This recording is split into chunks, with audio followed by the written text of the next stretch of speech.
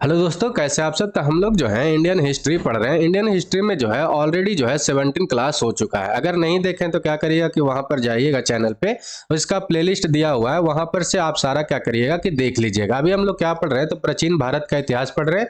आज हम लोग 18वां क्लास करेंगे, ठीक है। तो अगर और हम लोग इसमें पढ़ क्या रहे हैं, तो गुप्त काल के क्या पढ़ रहे हैं, तो प्रशासनिक व्यवस्था आज हम लोग देखेंगे। गुप्त काल का जितना भी जो थे राजा, उसको हम लोग कल देख चुके थे। आज हम लोग प्रशासनिक व्यवस्था देखेंगे, जैसे कि सामाजिक स्थिति, आर्थिक स्थिति, जो भी स्त्रियों की दशा इसमें कैसा था, जितना भी आलतू फालतू क्वेश्चन बनता है गुप्त काल से, वो सब हम लोग यहाँ से देख लेंगे, ठीक है। वीडियो अच्छा लगेगा तो लाइक करिएगा, कमेंट करके, शेयर करके, सब्सक्राइब करके बेल आइकन को दबा दीजिएगा, ताकि आपके पास नोटिफिकेशन टाइम टू टाइम पहुंचता रहे।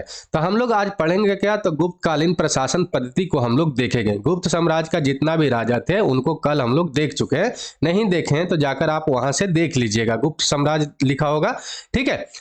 तो आज जो हम लोग पढ़ने वाले हैं, क्या पढ़ने वाले हैं, तो सबसे पहले हम लोग देखेंगे कि गुप्त काल की जो शासन पद्धति था वो था आखिर में कैसा, ठीक है। तो आपको बताना है कि गुप्त साम्राज्य का शासन व्यवस्था कैसा था। तो राजतंत्रात्मक था, मतलब कि यहाँ पर राजा ही सबसे मेन आदमी होते थे। जैसे कि अभी प्रधानमंत्री होते हैं, राष्ट्रपति होते हैं, ठीक उसी तरीका से उस समय जो पद्धति में सबसे ऊपर कौन होते थे, तो आपको बताना है कि राजा होते थे।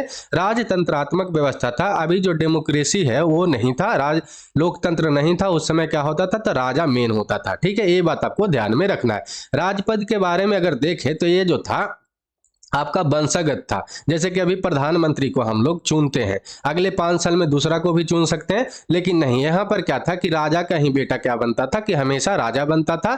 ये बात आपको ध्यान में रखना है। लेकिन ये देखा गया है कि हमेशा जो बड़ा पुत्र होता था वही राजगद्दी पे नहीं बैठता था, ठीक। जैसे हम लोग महाभारत देखते हैं तो वहां पर महाभारत में देखा गया है कि जो सबसे बड़ा पुत्र होता था उसको बैठाया जाता था राजगद्दी पे, लेकिन यहाँ पर ऐसा नहीं देखा गया है, ठीक है। गुप्त साम्राज्य जो है उसका राजधानी अगर पूछे आपसे तो आपको क्या बताना है कि पाटलिपुत्र में इसका राजधानी था। तो सबसे पहले आपको याद क्या रखना है कि ये एक डेमोक्रेसी नहीं था, गणतंत्रात्मक नहीं था। ये कैसा था, तो आपको बताना है कि राजतंत्रात्मक था। गणतंत्र आप सुने होंगे, जो अलग होता है, लोकतंत्र से भी अलग होता है। गणतंत्र का मतलब क्या होता है कि एक लिमिटेड समय तक गवर्नमेंट बना रहे और उसके बाद क्या हो कि उस गवर्नमेंट को चेंज करते रहना है, ठीक है। दूसरा बात क्या होता है, एक लोकतंत्र होता है। तो लोकतंत्र का मतलब क्या होता है, जिसमें लोगों के द्वारा क्या हो कि जो भी बनेंगे, जैसे कि प्रधानमंत्री बनेंगे, मुख्यमंत्री बनेंगे, वो लोगों के द्वारा चुने जाएंगे, उसको हम लोग क्या बोलते हैं, लोकतंत्र बोलते हैं। गणतंत्र में क्या होता है कि जो चुने जाएंगे वो लिमिटेड समय के लिए बनेंगे,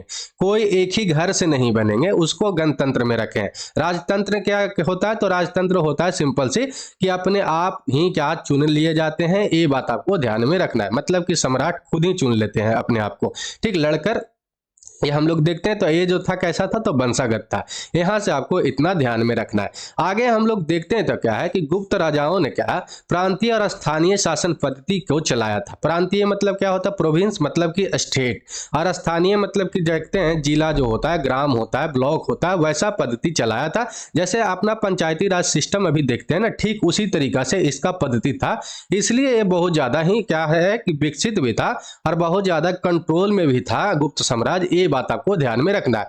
राज्य जो था कई भुक्तियों अर्थात प्रांतों में विभाजित था। राज्य का मतलब यहां पर क्या चीज का बात हो रहा है, तो देश का बात हो रहा है, ठीक है। भुक्ति का मतलब क्या चीज का बात हो रहा है, तो स्टेट का बात हो रहा है, जिसको प्रोविंस बोलते हैं, ठीक है। हर भुक्ति का अगर प्रभारी आपसे पूछे तो क्या होते थे, तो उपरीक होते थे। ये बात आपको ध्यान में रखना है। और भुक्तियां जो होता था विषयों में विभाजित होता था। जैसे कि अभी स्टेट होता है जिला में विभाजित होता है, ठीक उसी तरीका से वहां पे स्टेट को क्या बोला गया है, प्रोविंस बोला गया था या भुक्ति बोला गया था, ठीक है। यहाँ पर विषय किसको बोला गया, तो जिला बोला गया है। और वो जिलों में विभाजित होता था भुक्तियां, जिसका प्रभारी कौन होता था, तो विषयपति होता था। ये बात आपको ध्यान में रखना है। प्रत्येक जो जिला होता था वो विथियों मतलब कि ब्लॉक में विभाजित होता था, अभी भी हम लोग देखते हैं। और विथियां क्या चीज में विभाजित होता था, तो ग्राम में विभाजित होता था, ठीक है। पेठ एक वर्ड मिलता है गुप्त काल में। पेठ जो है ग्राम समूह का इकाई है, और ग्राम जो है, जो गांव होता था, वो प्रशासन की सबसे छोटी इकाई होता था। ये बात आपको ध्यान में रखना है इतना, ठीक है।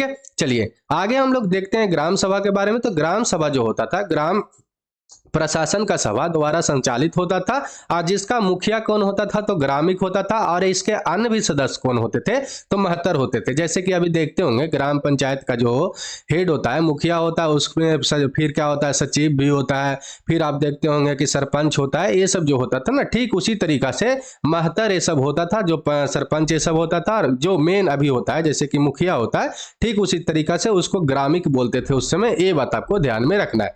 ग्राम सभा को पंच मंडली या ग्राम जनपद कहा जाता था, ये भी बात आपको ध्यान में रखना है। और गोप्ता जो होता था यह देश का प्रशासक होता था जो सम्राट से सीधे नियुक्त होता था, ये बात आपको ध्यान में रखना है।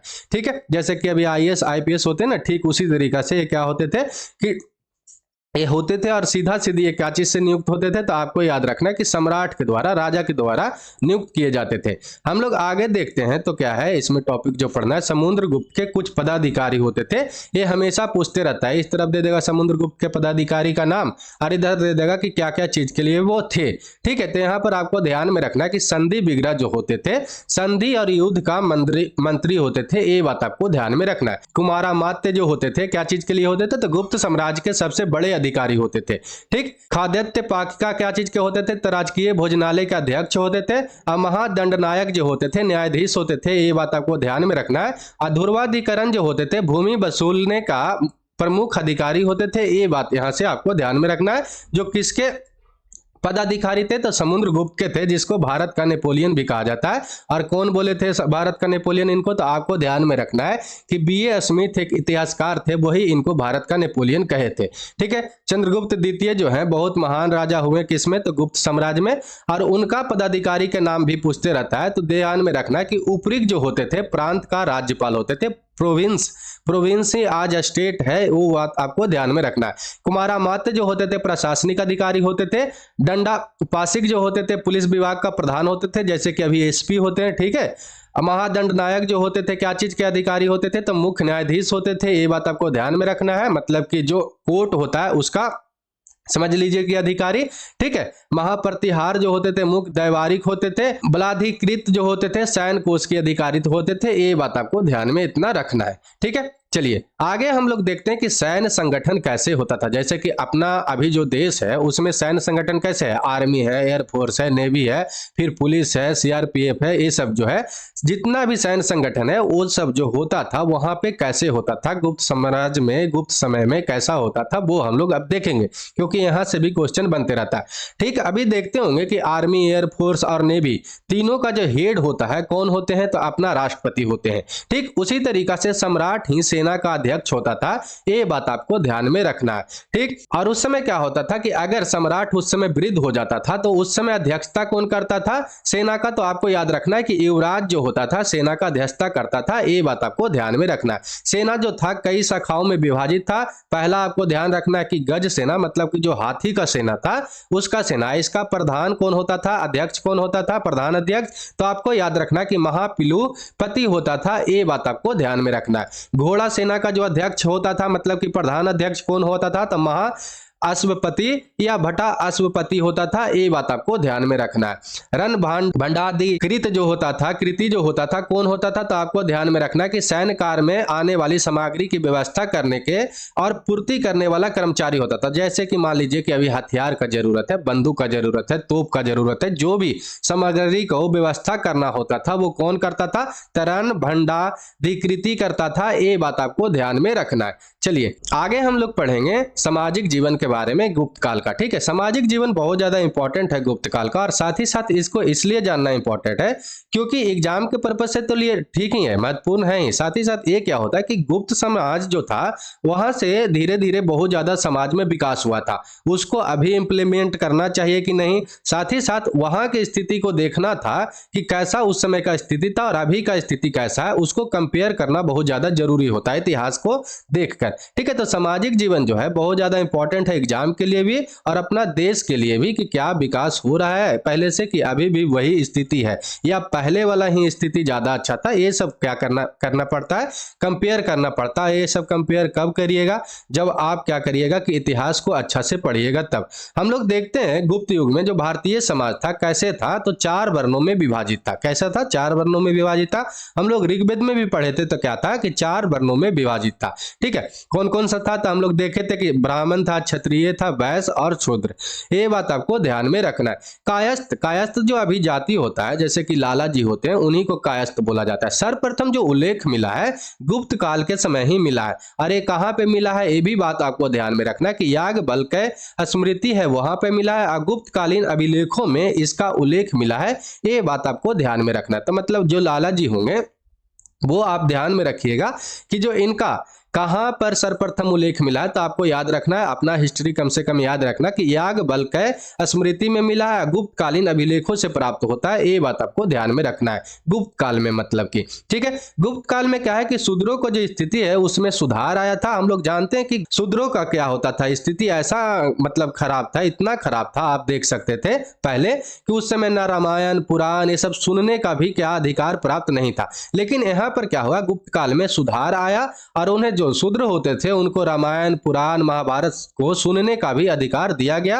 ये बात आपको ध्यान में रखना है। यहाँ पे शूद्रों की जो पहचान जो है मुख्यतः कृषक के रूप में भी होने लगी थी। ये बात आपको ध्यान में रखना है। लेकिन छुआछूत जो था का खत्म नहीं हुआ था, ये भी आपको ध्यान में रखना है। आपको कमेंट में क्या बताना है कि छुआछूत को कहां से अपना संविधान के कौन से आर्टिकल में खत्म किया गया है, ये बात आपको बताना है। ठीक है, आगे हम लोग देखते हैं तो क्या है कि स्त्रियों की यहाँ पर दशा को देखा जाता है। तो स्त्रियों की दशा क्या आया था कि यहाँ पर गिरावट आया था। निचले 2 वर्णों की स्त्रियों को क्या था कि जीवन निर्वाह करने के लिए अर्जन करने की स्वतंत्रता मिला, लेकिन ऊपरी 2 वर्ण के जो स्त्री होते थे उनको अर्जन करने की स्वतंत्रता नहीं मिला था। ये बात आपको ध्यान में रखना है। यहाँ पर देखा गया है कि बहुविवाह क्या है कि वो कर सकते थे आदमी। बहुविवाह का मतलब क्या है कि एक आदमी 2 पत्नी 3 पत्नी रख सकता है। और इसका साक्ष्य कहाँ पे मिलता, तो चंद्रगुप्त द्वितीय जो थे और कुमारगुप्त प्रथम जो थे उनके अनेक पत्नी का उल्लेख भी मिलता है। यहाँ से पता चलता है कि बहुविवाह का क्या था कि प्रचलित था वहां पे।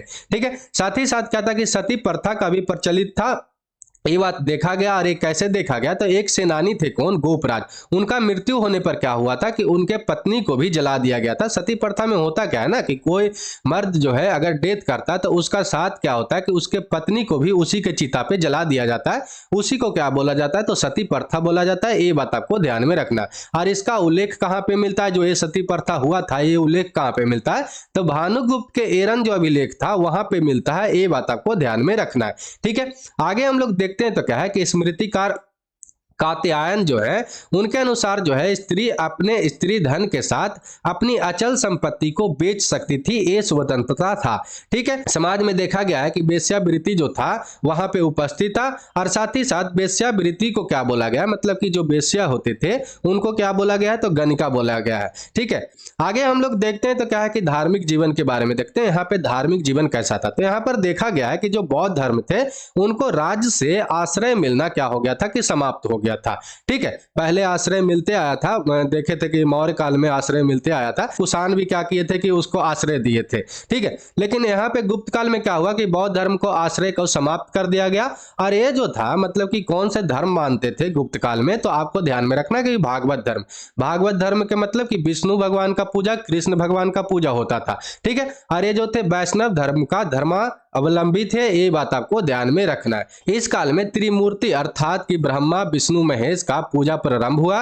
ये बात आपको ध्यान में रखना। ब्रह्मा का मतलब सृजन करने वाला, विष्णु का मतलब पालन करने वाला और महेश का मतलब संहार करने वाला। ये हम लोग जानते हैं ऑलरेडी। ठीक है, गुप्त काल में क्या है कि मूर्ति पूजा जो है ब्राह्मणीय धर्म का समान लक्षण हो गया।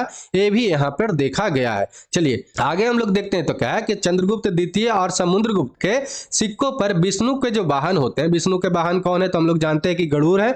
उनको चित्र को क्या किया गया है कि पाया देखा गया है। और साथ ही साथ क्या है कि गुप्त काल का जो राजकीय अगर चिन्ह पूछे कि गुप्त काल का राजकीय चिन्ह क्या था, तो गरुड़ था। मौर्य काल का हम लोग राजकीय चिन्ह देखे थे तो मोर था, लेकिन इनका क्या था राजकीय चिन्ह, तो गरुड़ था। ये बात आपको ध्यान में रखना है। देवगढ़ जो झांसी है, यहाँ दशावतार का जो मंदिर है, गुप्त युग का वैष्णव धर्म का सबसे महत्वपूर्ण अवशेष है, आप जाकर देख भी सकते हैं। और यह मंदिर जो है पंचायतन श्रेणी का है। पंचायतन श्रेणी का मतलब क्या होता है कि एक बीच में जो होता है बड़ा मंदिर होता है, और उसके चारों तरफ क्या होता है कि 5 छोटा छोटा मंदिर होता है, 5, उसी को हम लोग क्या बोलते हैं, तो पंचायतन श्रेणी बोलते हैं। ये बात आपको ध्यान में रखना है, ठीक है।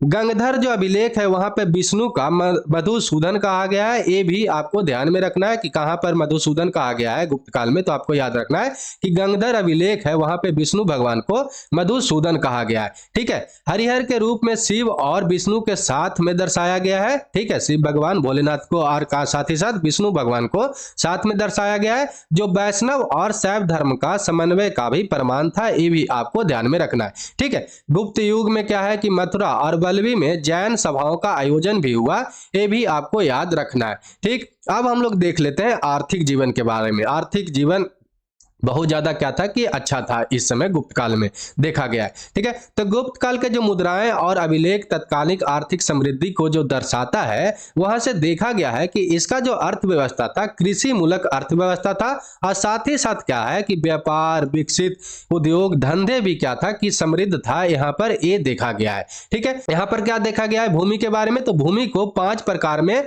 उल्लेख किया गया है, ये बात आपको ध्यान में रखना है। पहला क्या है कि क्षेत्र भूमि, जो कृषि योग भूमि होता था, ठीक। ये आपको मिलान करने के लिए हमेशा दे देता है, एक तरफ दे देगा कि कौन कौन सा भूमि है, और एक तरफ दे देगा कि इसको क्या क्या चीज कहते हैं। तो क्षेत्र भूमि किसको कहते थे, तो जिसको हम लोग कहते थे जहां पे खेती होता था, कृषि होता था। वास्तु भूमि अभी भी हम लोग देखते हैं, घर बनाते हैं तो वास्तु लायक है कि नहीं, तो रहने मतलब वास करने वाला योग भूमि। चारागाह भूमि तो आपको ध्यान में रहेगा, क्योंकि पशुओं के चारा योग भूमि होता था, जैसे कि अभी भी बोलते हैं ना, गाय जो है चरने जा रही है तो वहां पे चारागाह भूमि उसको बोलते हैं, ठीक है। तो पशुओं को चारा योग वाला भूमि।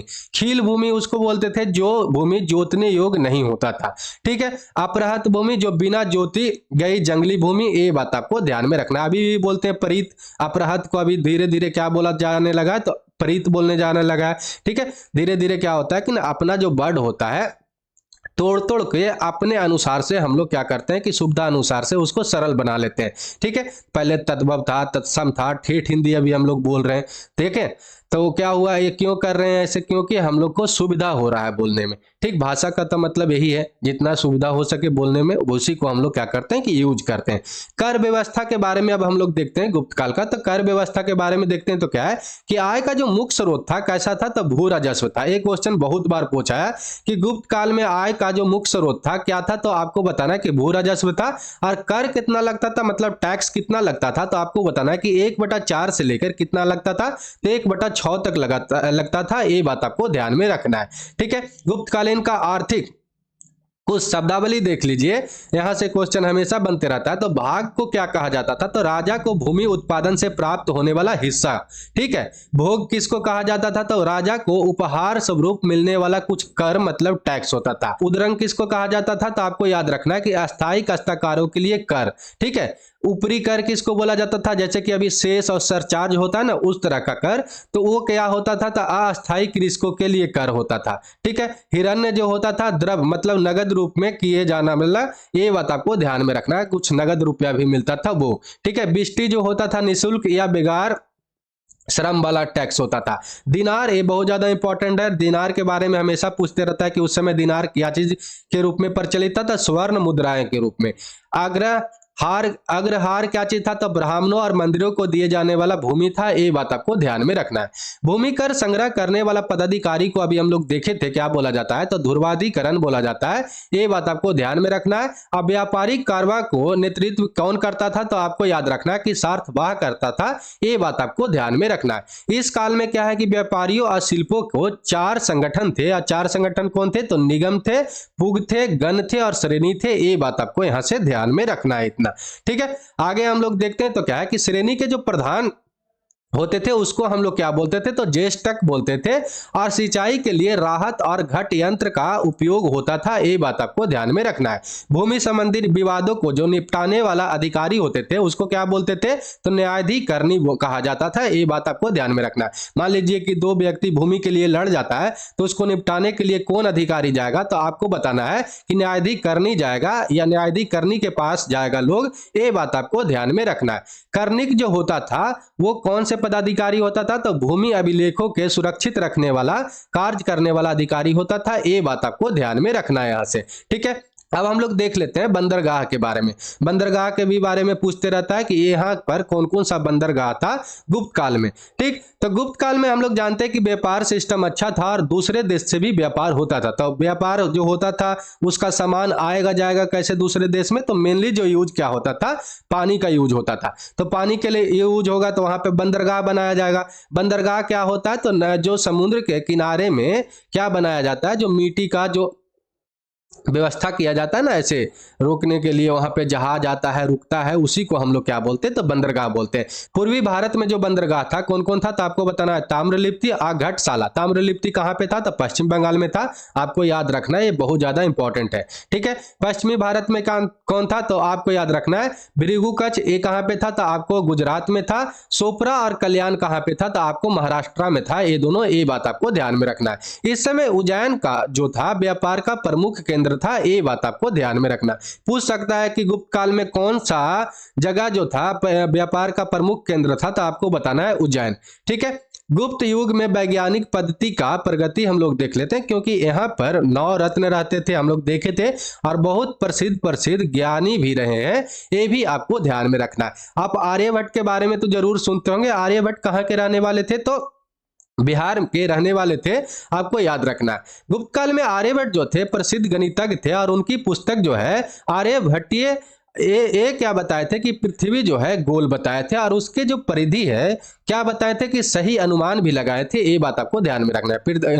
परिधि किसको बोलते हैं, तो आपको याद रखना है पेरीमीटर किसको बोलते हैं। मान लीजिए कि ये सर्किल है, तो सर्किल ए पॉइंट है, और ए पॉइंट से आप चल के आते हैं इधर से घूमकर और ए पॉइंट तक ही आ जाते हैं, तो इसी लंबाई को हम लोग क्या बोलते हैं कि परिधि बोलते हैं। मतलब कि आउटर जो पाथ होता है टोटल, उसी को हम लोग परिधि बोलते हैं। इसका सही अनुमान भी लगाए थे, ये बात आपको ध्यान में रखना है। ना कि दशा, गीतिक सूत्र और आर्य अष्टक शतक आर्यभट्ट की अन्य रचनाएं थे, ये भी आपको ध्यान में रखना है। आर्यभट्ट ने क्या किए थे कि आर्यभट्टीय में दशमलव प्रणाली, डेसिमल जो अभी देखते हैं मैथ में, वो कौन दिए थे, तो आपको याद रखना कि आर्यभट्ट ने ही दिए थे, ये भी आपको ध्यान में रखना है। महामिहिर के बारे में भी हम लोग देखे थे, तो महामिहिर भी क्या थे कि बहुत बड़े ज्ञानी थे। ये क्या चीज के सिद्धांत दिए थे, तो आपको याद रखना कि पंच सिद्धांतिका दिए थे, और ये 5 प्राचीन सिद्धांतों में कौन कौन थे, तो आपको याद रखना है पैतामह, रोमन, पोलिस, वशिष्ठ और कौन थे, तो सूर्य के निरूपण किए थे, ये बात आपको ध्यान में रखना है। भास्कर के बारे में देखते हैं, तो भास्कर ने 3 ग्रंथों की रचना किए थे। कौन कौन, महाभास्कर लिखे थे, साथ ही साथ लघु भास्कर लिखे थे और भाष्य लिखे थे, ये बात आपको ध्यान में रखना है। इनका पुस्तक के बारे में हमेशा याद रखना है, क्योंकि ये पूछते रहता है।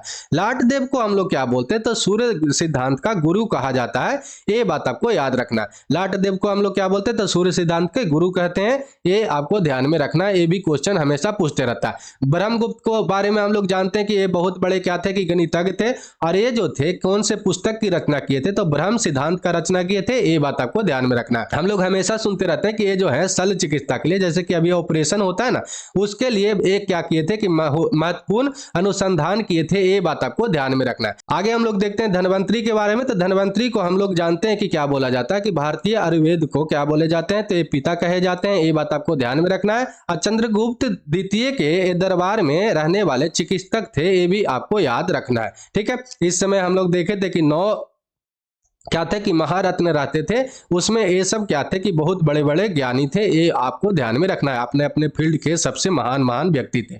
ठीक, आगे हम लोग देख लेते हैं गुप्त काल के कला। गुप्त काल के कला जो था बहुत ज्यादा क्या था कि उत्कृष्टता पे था, एकदम चरम सीमा पे पहुंचा हुआ था। ये बात आपको ध्यान में रखना है। इस काल के जो मंदिर का वास्तुकला का एक सर्वोत्तम उदाहरण है, इसमें कौन सा आपको देखना है तो शिखर युक्त मंदिर जो देवगढ़ झांसी का है वो क्या है कि इसमें प्रमुख है। ये बात आप वहां पे जाके देख सकते हैं। आगे हम लोग देख लेते हैं प्रमुख मंदिर, एक क्योंकि हमेशा पूछते रहता है कि कौन सा मंदिर कहाँ पे स्थित है। ठीक है, तो आपको याद रखना है कि धमेक जो स्तूप है कहाँ पे है, सारनाथ उत्तर प्रदेश में। ये बात आपको याद रखना है। सारनाथ में क्या है कि महात्मा बुद्ध अपना प्रथम उपदेश दिए थे, हम लोग जानते हैं। ठीक है, शिव जो मंदिर है वो कहाँ पे है तो आपको याद रखना है कि मध्य प्रदेश में। कम से कम राज्य तो हमेशा याद ही रखना है, भूमरा मध्य प्रदेश में। ठीक है, पार्वती मंदिर कहाँ पे है तो नचना कोठार मध्य प्रदेश में है। ठीक है, दशावतार मंदिर जो है आपको याद रखना है देवगढ़ झांसी में।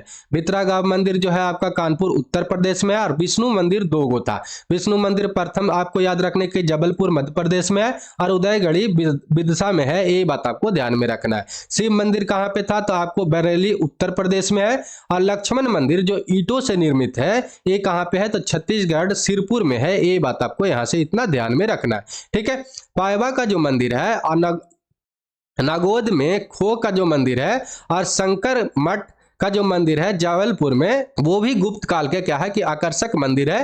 ये बात आपको ध्यान में रखना है। गुप्त काल में चित्रकला को भी बहुत उत्कृष्टता से देखा गया है। और हम लोग जानते हैं कि जो अजंता का जो चित्रकला है ना वो बहुत ज्यादा इंपॉर्टेंट है। अगर आपसे पूछ ले कि अजंता का गुफा कहाँ पे है तो आपको बताना है कि महाराष्ट्र के औरंगाबाद जिला में है। लेकिन आपसे पूछ सकता है कि अजंता के गुफा का निर्माण कौन करवाए थे तो आपको बताना है कि बकाटक के नरेश जो थे हरिसेन वो करवाए थे। लेकिन यहाँ पर जो है 16 और 17 और 19 गुफा वो किस काल से संबंधित है तो आपको बताना है कि गुप्त काल से संबंधित है। ठीक है, 29 कुल गुफा है जिसमें 16 और 17 और 19 गुप्त काल से संबंधित है। ये बात आपको ध्यान में रखना है। अजंता की गुफा के खोज कब हुआ था तो 1819 ईस्वी में सर जेम्स अलेक्जेंडर ने किया था। ये बात आपको ध्यान में रखना है। तो 16 जो संख्या का जो गुफा है वो किससे संबंधित है तो आपको बताना कि मरनासन राजकुमारी से संबंधित है। और 17 जो गुफा है वो क्या है कि जातक कथाओं, ये जातक कथा क्या है तब बुद्ध के जो भी जीवन काल के बारे में बताया गया इसमें, उसमें क्या है कि जातक कथाओं का क्या है कि उल्लेख है। और इसमें क्या देखा गया कि बुद्ध को यशोधरा कौन थे तो बुद्ध के क्या थे कि पत्नी थे, उनसे भिक्षा मांगते दिखाया गया है। और उस भिक्षा में क्या चीज दिए हैं यशोधरा तो आपको याद रखना है कि यहाँ पे राहुल जो उनके पुत्र थे बुद्ध को उसको सौंपते हुए दिखाया गया है। ये बात आपको ध्यान में रखना है।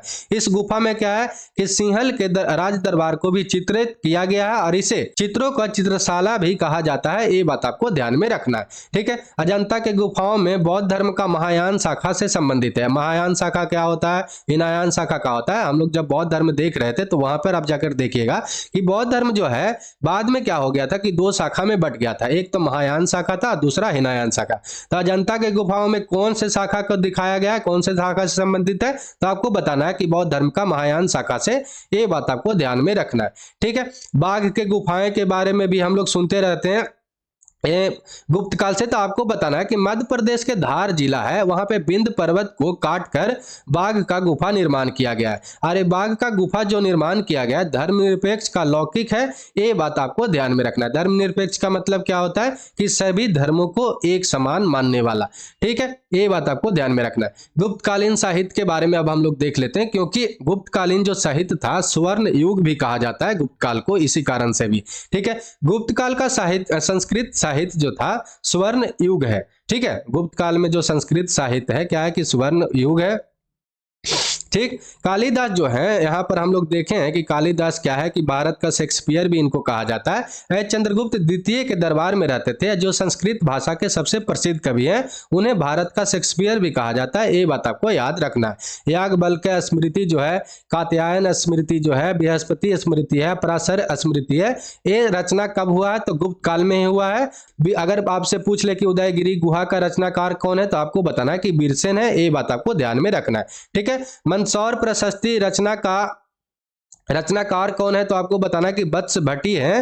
ये बात आपको यहां से ध्यान में रखना है। आगे हम लोग लास्ट में क्या है कि क्या देख लेते हैं कि प्रमुख लेखक और उनकी रचनाएं, ये हमेशा पूछते रहता है। तो कालिदास के बारे में याद रखना है कि कालिदास का ए वाला तो और ए वाला कम से कम याद ही रखना है। तो पहला आपको क्या याद रखना कि अभिज्ञान शकुंतलम ये कौन लिखे हैं तो कालिदास लिखे हैं। मल्लिकाग्निमित्रम जो है क्या कौन लिखे हैं तो कालिदास ही लिखे हैं। ठीक है, और कौन कौन लिखे थे ऋतु संहार लिखे हैं, कुमार संभव लिखे हैं, मेघदूत लिखे हैं, रघुवंश लिखे हैं, विक्रम वंशीय लिखे हैं, ये बात आपको ध्यान में रखना है। भाष कौन कौन सा लिखे हैं, तो स्वप्न बास बदतम लिखे हैं, चारुदत्तम लिखे हैं, कर्ण भारम लिखे हैं, ये बात आपको ध्यान में रखना है। विष्णु शर्मा क्या क्या है, तो पंचतंत्र है, ये हमेशा सुनते भी होंगे और बोला जाता है कि बच्चों को क्या पढ़ाया जाना चाहिए, तो पंचतंत्र पढ़ाया जाना चाहिए, ये बात आप हमेशा सुनते भी होंगे। तो एक इनके द्वारा लिखा गया, तो विष्णु शर्मा के द्वारा, ठीक है। बाण भट्ट के द्वारा क्या लिखा गया, तो हर्ष चरित्र लिखा गया। विशाख दत्त के द्वारा मुद्रा राक्षस, बहुत ज्यादा इंपॉर्टेंट है। और देवी चंद्रगुप्तम भी लिखा गया है, ठीक है। शूद्रक के द्वारा मृग कटिकम लिखा गया है। और भौमक के द्वारा क्या लिखा गया है, तो रावणा अर्जुनियम लिखा गया है, ये बात आपको ध्यान में रखना है। वत्स भट्टी के द्वारा रावण वध लिखा गया है। राजशेखर के द्वारा काव्य मीमांसा की रचना किया गया है, ठीक है। और अमर सिंह के द्वारा अमर कोश का रचना किया गया है, तो ये बात आपको ध्यान में रखना है।